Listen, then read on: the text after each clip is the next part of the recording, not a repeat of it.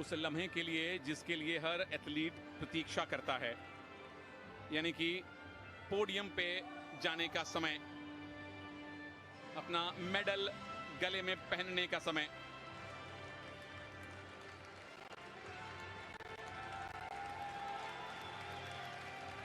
पुरुषों की 65 kilogram weight category की मेडल सेरेमनी।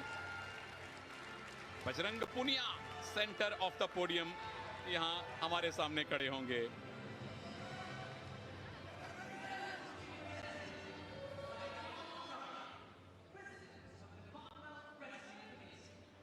जॉन रायन साहब, बहुत बहुत स्वागत, कॉमनवेल्थ रेसलिंग कमेटी के प्रेसिडेंट।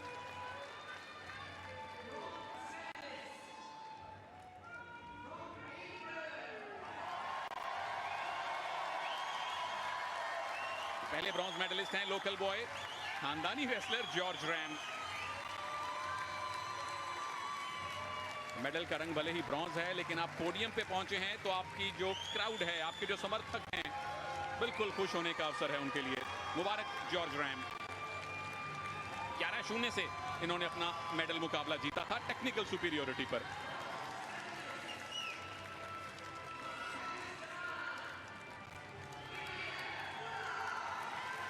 इनायतुल्ला को दूसरा ब्रॉन्ज मेडल मिला है इस वेट कैटेगरी में, पाकिस्तान के हैं, और इन्होंने भी टेक्निकल सुपीरियोरिटी पर ही अपना ब्रॉन्ज मेडल जीता है। सिर्फ तीसरा मेडल इन गेम्स में पाकिस्तान के लिए। एक जूडो में आया, एक वेट लिफ्टिंग में और एक रेसलिंग में।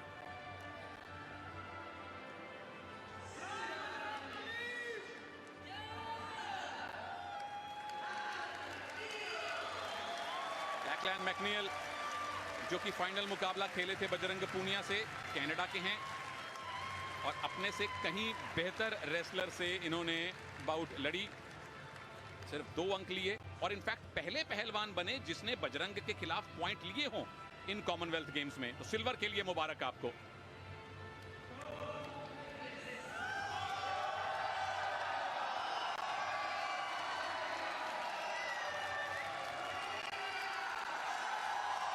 अपना गोल्ड मेडल सफलतापूर्वक डिफेंड किया है बजरंग पुनिया ने। गोल्ड कोस्ट में गोल्ड जीता और बर्मिंघम में भी गोल्ड जीता बजरंग पुनिया ने। टोक्यो में भी भारत के लिए पोडियम फिनिश किया था, और यहां बर्मिंघम 2022 में भारत का 7वां गोल्ड मेडल बजरंग पुनिया ने जीता। और अब समय भारत के राष्ट्रीय गान का।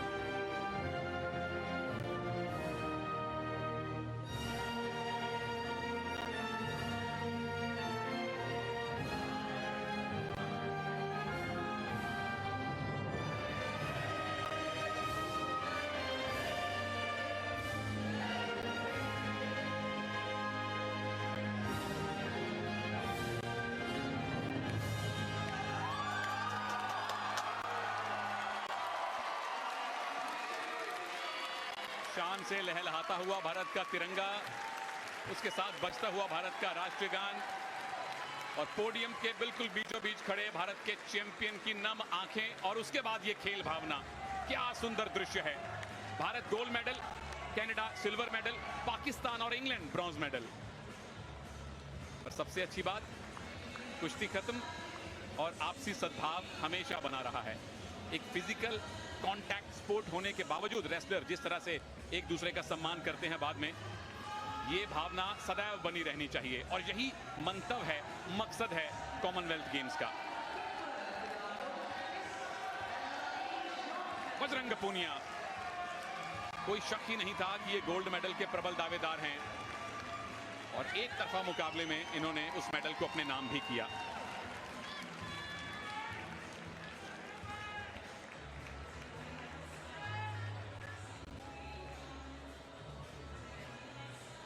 बेशक पोज करना बनता है,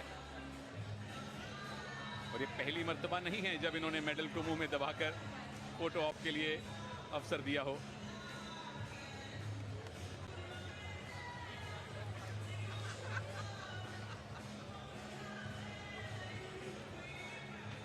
शान से लहलहाता हुआ भारत का तिरंगा, क्या सुखद क्षण है हर भारतीय के लिए।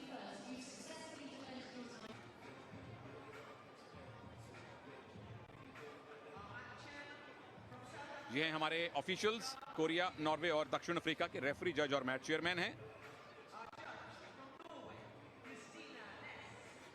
ये रहे वो दोनों पहलवान। आयरन जॉनसन को बाय मिला था रेपेचाज राउंड 2 में, क्वार्टर फाइनल एक तरफा हारे थे, राउंड ऑफ 16 एक तरफा जीते थे। मोहित गरेवाल सेमीफाइनल में टेक्निकल सुपीरियोरिटी से हारे थे, लेकिन क्वार्टर फाइनल 10-1 से जीते। राउंड ऑफ 16 में इनको बाय मिला था।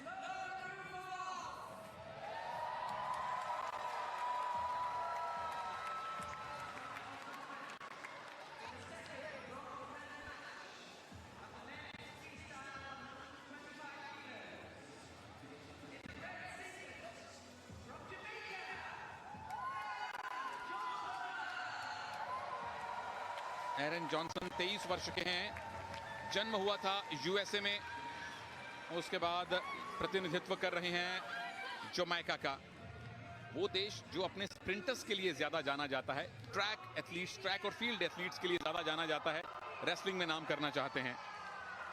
और मोहित गरेवाल 22 वर्ष के हैं, 2018 की जूनियर एशियन चैंपियनशिप के ब्रॉन्ज मेडलिस्ट। स्कूल नेशनल्स में ये स्विमर थे, 50 मीटर बटरफ्लाई में ये भाग लिया करते थे।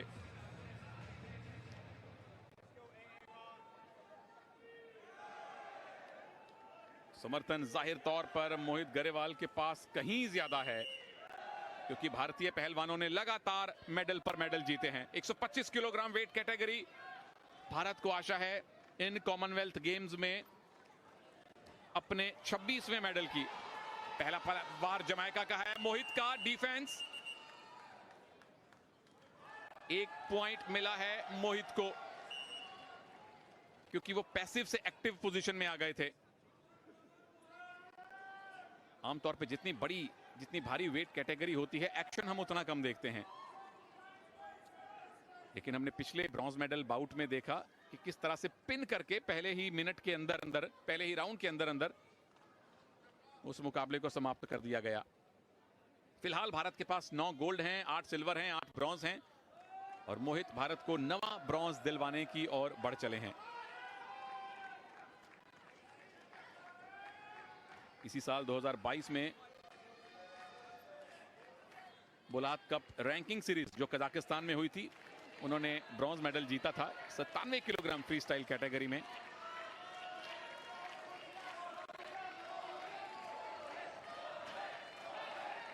समर्थन पूरी तरह से मोहित के साथ है,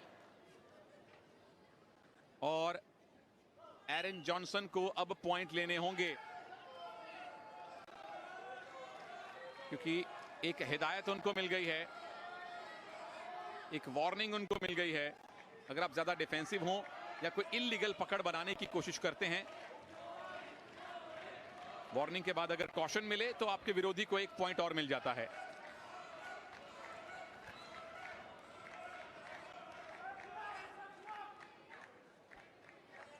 पहली बार मोहित गरेवाल भाग ले रहे हैं कॉमनवेल्थ गेम्स में।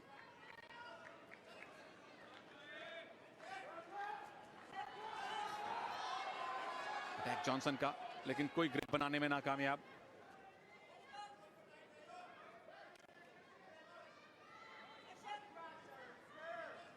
क्या कोई पैसिविटी डिक्लेयर करेंगी रेफरी?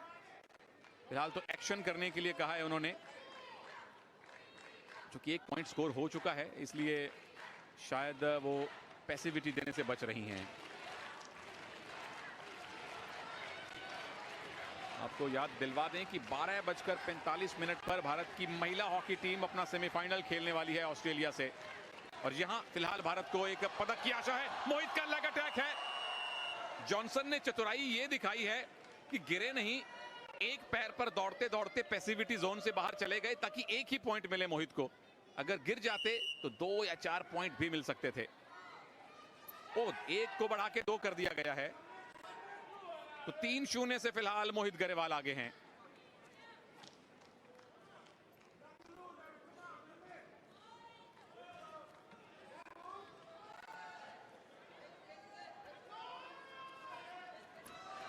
फिर से लेग अटैक मोहित का, इस बार फिर से पैसिविटी जोन से बाहर निकल गए जॉनसन। फिर से एक थम्स अप किया रेफरी ने, एक और पॉइंट। अभी तक किसी भी तरह का प्रभाव एरन जॉनसन छोड़ नहीं पाए हैं। कोई अटैक उनकी तरफ से देखने को नहीं मिला है, सिर्फ खुद को बचाया है, डिफेंस किया है। पहला राउंड समाप्त हो चुका है और आमतौर पर बड़ी वेट कैटेगरीज में हम इसी प्रकार का स्कोर और इतना ही एक्शन देखते हैं। पिछला ब्रॉन्ज मेडल में मैच एक एक्सेप्शन कहा जा सकता है। ये पहला लेग अटैक था एरन जॉनसन का। पैसिव से एक्टिव हो गए थे मोहित, तो उनको 1 अंक मिला। और यहां ये सही मायने में मोहित का पहला अटैक था, जब एरन जॉनसन को वो पैसिविटी जोन से बाहर ले गए थे। ये दूसरा अटैक, फिर से बाहर गए, 1 और पॉइंट मिला।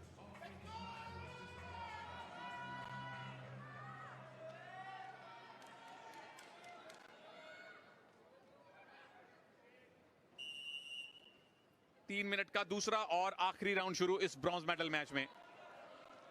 4-0 से आगे हैं मोहित गरेवाल। भारत को अपने 26वें पदक की आशा। और अगर कहीं महिला हॉकी टीम जीतती है ऑस्ट्रेलिया के खिलाफ। एक और लेग अटैक मोहित गरेवाल का। अब तक डिफेंस किया है एरन जॉनसन ने, और ये क्या डेंजर पोजीशन में गिरे हैं। क्या पिन करेंगे? हाँ जी, पिन करेंगे। 2 पॉइंट मिले। पिन करने की कोशिश, दोनों कंधे मैट पे लगे। मोहित गरेवाल ने भारत का 26वां मेडल पक्का किया।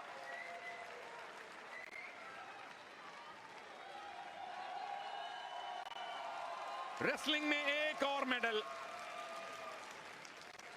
पिन फॉल करके एरन जॉनसन को मोहित गरेवाल ने भारत के लिए इन कॉमनवेल्थ गेम्स में 26वां मेडल पक्का कर लिया है।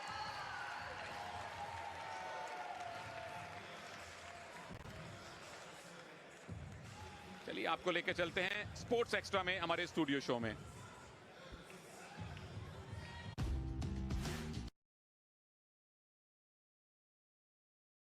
को है गोल्ड की आशा।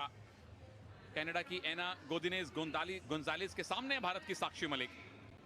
ग्रीस, हंगरी और कोरिया से आए हैं हमारे रेफरी, जज और match chairman. Paulina Giorgio in fact जो रेफरी हैं, ये भारत में भारतीय रेसलिंग लीग में कई बार आपको दिखाई दे चुकी हैं। एना गोडिनेज गोंजालेस क्वार्टर फाइनल एक तरफा जीता, सेमीफाइनल में पॉइंट्स पे इनको जीत मिली। और साक्षी मलिक ने क्वार्टर फाइनल भी और सेमीफाइनल भी टेक्निकल सुपीरियोरिटी पे जीते हैं। कॉमनवेल्थ गेम्स का गोल्ड मेडल अब तक इन्होंने नहीं जीता है और उसी की इनको जरूरत है। क्या आज स्वाद चखेगी साक्षी मलिक कॉमनवेल्थ के गोल्ड मेडल जीतने का? ये अभी थोड़ी देर में तय हो जाएगा। हालांकि एक कैनेडियन रेसलर मजबूत। इनका जन्म हुआ था मेक्सिको में। इनके परिवार को कुछ धमकियां मिली तो पिता इनको ले आए कनाडा और बच्चों को बताया कि मैं आपको डिज्नीलैंड घुमाने ले जा रहा हूं, और रातों रात मेक्सिको से निकल के वो कनाडा पहुंच गए। और उसके बाद इन्होंने रेसलिंग शुरू की और 2021 की अंडर 23 रेसलिंग की गोल्ड मेडलिस्ट हैं। और भारत की पहली महिला रेसलर बनी थी जिन्होंने कोई ओलंपिक मेडल जीता हो, रियो ओलंपिक्स में, साक्षी मलिक। और हाल में अपनी फॉर्म इन्होंने वापस हासिल की है। जून 2022 में हुई UWW रैंकिंग सीरीज इवेंट में इन्होंने गोल्ड मेडल जीता है और कॉमनवेल्थ गेम्स में पहले गोल्ड मेडल की प्रबल दावेदार और भरपूर आशा साक्षी मलिक।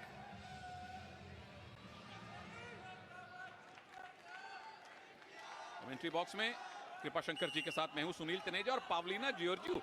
मुझे याद है भारत में काफी सारे मैचेस में इन्होंने ऑफिशिएटिंग की है और अक्सर सोशल मीडिया पे इनसे नमस्कार होती रहती है। इनके पुत्र भी एक रेसलर है पावलिना के, लेकिन हमारी नजर है भारत की पुत्री पर, साक्षी मलिक। क्या भारत को 8वां गोल्ड दिलवा पाएंगी?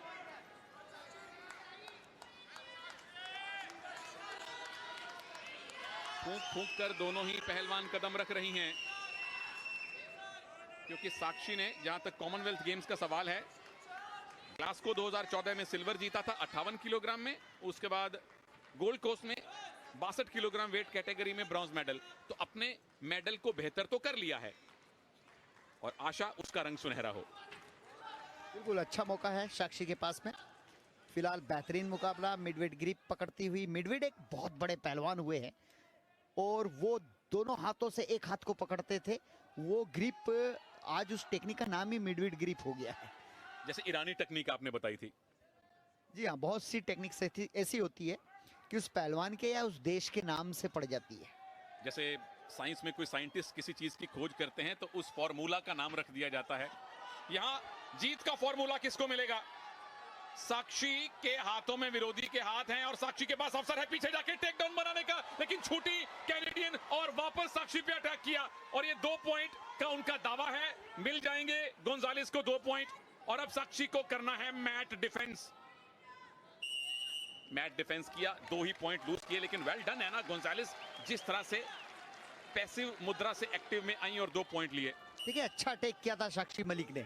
और कई बार क्या होता है कि पॉइंट ले लिया, हमारे मन ने मान लिया और आपने मसल्स को थोड़ा सा ढीला किया, वहीं विपक्षी पहलवान पलट के वार कर देता। वो स्थिति यहाँ पे निर्मित हुई है और उसका फायदा कैनेडियन रेसलर ने ले लिया है। एना गोंजालेस कनाडा की अंडर 23 चैंपियन रही हैं, जूनियर स्तर की, पिछले साल ही। लेकिन साक्षी की हालिया फॉर्म बढ़िया, हालांकि रियो के बाद अपनी फॉर्म और फिटनेस से काफी संघर्ष करना पड़ा साक्षी को। बिल्कुल, देश में ही बहुत सी पहलवान हैं जिन्होंने साक्षी मलिक को हराया है। तो अब ये नहीं कह सकते साक्षी मलिक डाउन गई है, हमारे देश की कुश्ती ऊपर जा रही है। ऊपर गई है और उसका बहुत सारा श्रेय साक्षी को भी जाता है, फोगाट सिस्टर्स को भी जाता है, जिन्होंने भारत में भारतीय कुश्ती के लिए एक तरह से एक नया रास्ता दिखाया, नए पहलवानों को प्रेरित किया। और जो नए प्रेरित पहलवान जब आके आपको चैलेंज करें तो समझ लीजिए कि आपका खुद का कद कितना बड़ा है और देश में ये खेल कितना बड़ा हो चुका है। और वो सारी पहलवान ज्यादातर आती हैं हरियाणा से और अब मध्य प्रदेश से भी बहुत सारी रेसलर आ रही हैं। एक और टेक डाउन की पोजीशन, एना गोंजालेस, 2 पॉइंट और मिलेंगे और साक्षी को फिर से अब मैट डिफेंस करना पड़ेगा। गट रेंच नहीं लगने दिया, पर एना गोंजालेस 2 अटैक किए, दोनों में 2-2 पॉइंट मिले।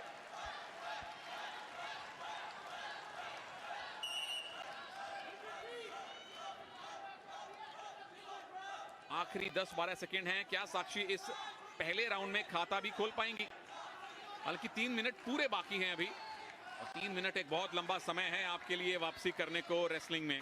पर पहला राउंड कनाडा की एना गोंजालेस के पक्ष में रहा है। 4-0 से वो भारत की साक्षी मलिक पर हावी हैं। बोल भी रहा हूं मैं।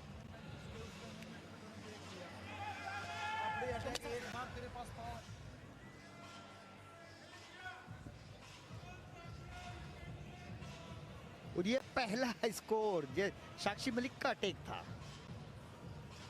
हालांकि कैनेडियन रेसलर्स ने बहुत अच्छा पलटवार किया, काउंटर अटैक किया और 2 अंक। ये देखिए साक्षी मलिक अपने ही दांव में उलझी, यहीं से कुश्ती खराब हो गई है। 2 अंक और दिए, 4-0 पर पहुंच गया मुकाबला। साक्षी के लिए वापसी करना मुश्किल नहीं है, ओलंपिक मेडलिस्ट है, लेकिन उन्हें लगातार प्रहार करने होंगे। अब समय नहीं है कि आप डिफेंसिव खेलें। चलिए, ऑफेंस और डिफेंस दोनों करने के लिए अब 3 मिनट बाकी हैं। सवाल यह है कि साक्षी कितनी जल्दी वापसी करेंगी या एना गोंजालेस इसी मुद्रा में और पॉइंट बटोरेंगी। मेडल कंफर्म है, पर हमारी आशा, हमारी प्रार्थना गोल्ड के लिए है। लेग अटैक बनाया, डेंजर पोजीशन में नहीं गिराई, टेक डाउन किया और फिर उसके बाद डेंजर किया। ये चालाकी होती है। अगर डेंजर गिराती तो 4 अंक वैसे मिलते। टेक डाउन किया, फिर 2 अंक लेना साक्षी को पता था। पूरी जान झोंक दी कि 4-4 बराबर जब ही होंगे जब पीठ की तरफ मैं डेंजर कर लूंगी। और यहाँ पर डेंजर ही नहीं किया, चटपट के आधार पर कुश्ती की दिशा ही बदल दी। और ये देखिए कैसे दिशा बदली। पहले गिराया नॉन डेंजर पोजीशन में, जैसा कृपा जी बता रहे हैं, 2 पॉइंट बटोरे, दोबारा से एक और मूव लगाया इसी मुद्रा में। और पावलीना जॉर्जियो को देखिए, नजरें कंधों पर, जब कंधे जमीन पे लगे आधे सेकंड के लिए रेफरी वेट करते हैं, बोलते हैं टॉम्बे, और तब तक अगर कंधे लगे रहे ये कंधे लगे आधे सेकंड के लिए और यहां पे पावलिना जॉर्जियो का हाथ पड़ा मैट पर और भारत का हाथ पड़ा, साक्षी का हाथ पड़ा 8वें गोल्ड मेडल पर। पहला कॉमनवेल्थ गेम्स का गोल्ड मेडल भारत की चैंपियन सुपुत्री साक्षी मलिक ने जीता है।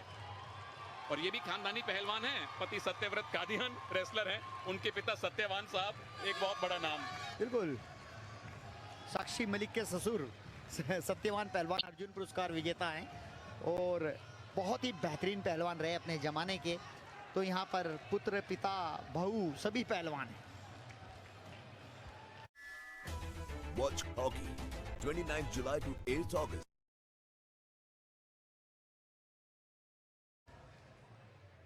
The medal ceremony for the men's freestyle 86 kilos category.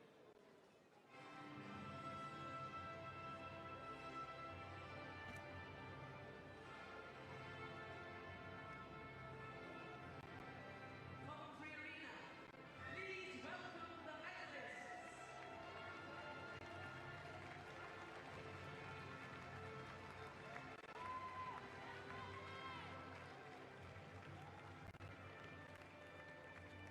तो तैयार हो जाइए 86 किलोग्राम वेट कैटेगरी की मेडल सेरेमनी के लिए,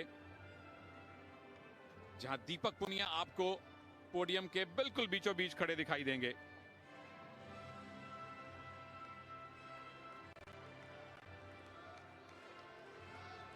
इस वेट कैटेगरी में जो ब्रॉन्ज मेडल हैं, पहले उनकी बारी है।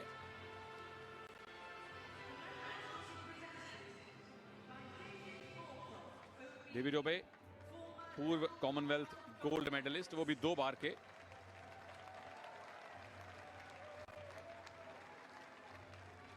Bronze medalist from Australia, Jaden Lawrence. Australia के अलेक्जेंडर मूर ने न्यूजीलैंड के मैथ्यू ऑक्सनहैम को हराया था टेक्निकल सुपीरियोरिटी पर 10-0 से। जेडन लॉरेंस, क्षमा चाहता हूं, जिन्होंने एडवर्ड लेसिंग को हराया और अपने तीसरी कॉमनवेल्थ गेम्स अपीयरेंस में अपना पहला मेडल अपने नाम किया। Alexander Moore. और ये हैं अलेक्जेंडर मूर, कनाडा के, 24 साल के हैं और टेक्निकल सुपीरियोरिटी से एक तरफा मुकाबले में न्यूजीलैंड के मैथ्यू ऑक्सनहैम को इन्होंने पराजित किया। ऑस्ट्रेलिया को मिली थी करीबी जीत 1 पॉइंट की, जबकि कनाडा को एक तरफा ब्रॉन्ज मेडल मिला। Silver medalist from Pakistan, Mohammed Inam. Double Commonwealth gold medalist Mohammed Inam but final में आके गोल्ड मेडल नहीं जीत पाए और अपने से युवा, अपने से ज्यादा प्रतिभाशाली दीपक पुनिया से वो हारे हैं और पाकिस्तान का चौथा मेडल इन्होंने कॉमनवेल्थ गेम्स में कंफर्म किया। Gold medalist and Commonwealth Games champion from India, Deepak Punia. Bharat का 9वां गोल्ड मेडल कॉमनवेल्थ गेम्स 2022 में हमारे युवा पहलवान दीपक पुनिया ने सुनिश्चित किया। 3-0 से उस फाइनल बाउट में पाकिस्तान के मोहम्मद इनाम बट को हराया और बता दिया कि क्यों इस खेल में, कॉमनवेल्थ गेम्स के अंदर भारत को एक महाशक्ति माना जाता है और क्यों भारत का भविष्य इतना सुनहरा है रेसलिंग में। और अब देश का राष्ट्रीय गान। Please stand for the anthem of India.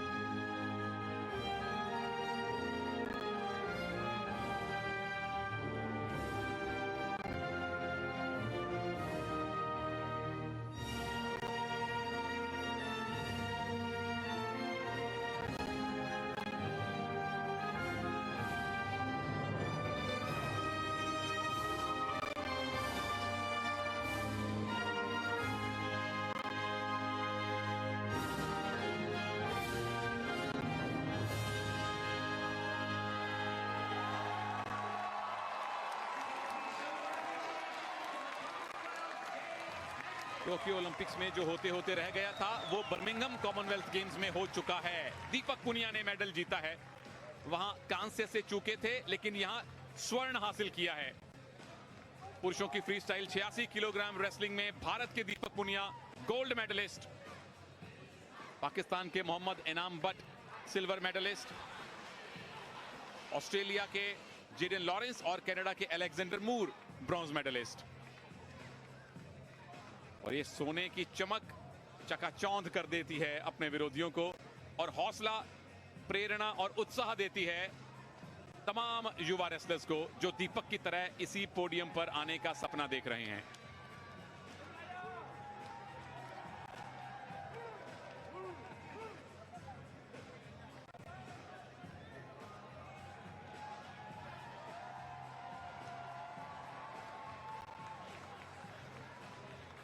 आज रेसलिंग से कम 3 गोल्ड मेडल्स की आशा थी भारत को और 3 गोल्ड मेडल भारत को मिले भी हैं। सबसे पहले बजरंग पुनिया ने गोल्ड जीता, अपने बाकी साथियों के लिए रास्ता प्रशस्त किया। उसके बाद साक्षी मलिक, जो कि 4-0 से पिछड़ रही थी, वापसी की पिन फॉल से उन्होंने अपना मुकाबला जीत लिया। ये भी ब्लेसिंग से हारी थी एक तरफा सेमीफाइनल में और उससे पहले अपना पहला बाउट जीता था।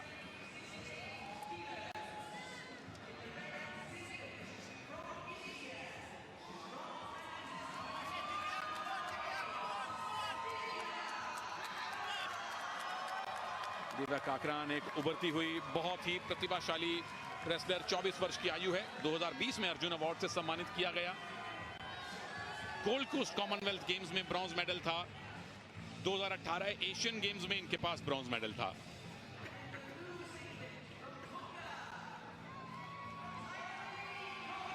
ओशियानिया के टोंगा से आई हैं उनकी प्रतिपक्षी पहलवान टाइगर लिली कॉकर लिमेली। दिव्या से अनुभव में काफी पीछे हैं, परंतु हमने पिछली कई बाउट्स में देखा है कई बार युवा रेसलर अपने से ज्यादा अनुभवी रेसलर्स को अच्छी खासी चुनौती दे सकते हैं।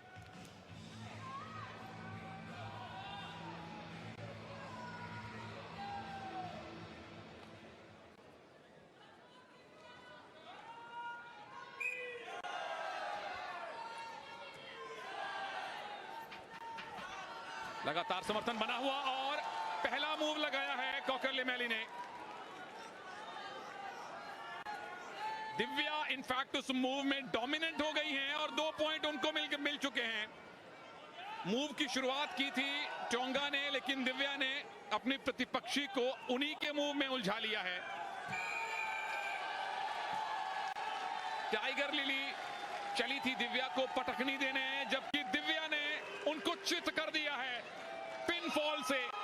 आधे मिनट के अंदर अंदर उन्होंने ये ब्रॉन्ज मेडल जीत लिया है।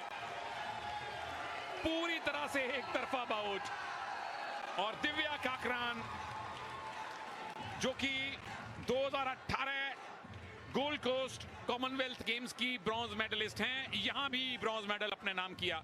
मूव लगाया था लिली ने, लेकिन यहां दिव्या ने उनको उलझाया, 2 पॉइंट लिए।